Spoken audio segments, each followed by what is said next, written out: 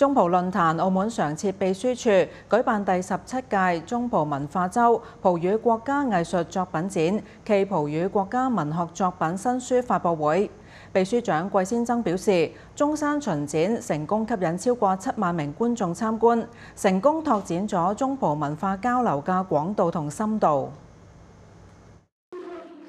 第17屆中葡文化週葡語國家藝術作品展開幕暨葡語國家文學作品新書發佈會舉行。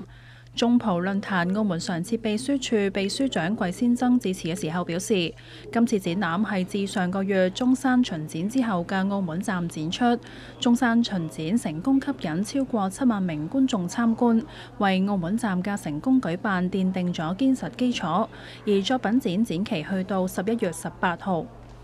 文化週首次走進中國內地，先後在中山和北京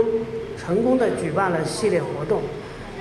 拓展了中葡文化交流的廣度與深度。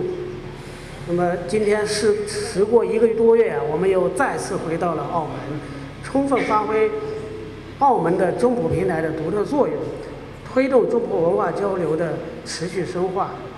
澳門人出版社社長張燕青話：今次同漓江出版社合作，喺內地同本澳同步出版發行推出葡語國家文學作品嘅中文譯本書籍。佢認為首次涉足非洲葡語文學具有里程碑意義，期望借此增進華語讀者對非洲葡語文學嘅理解。未來將會引入更多優秀葡語文化作品，推動中葡文化之間嘅深度對話同創新融合。澳廣視記者容麗梅報導。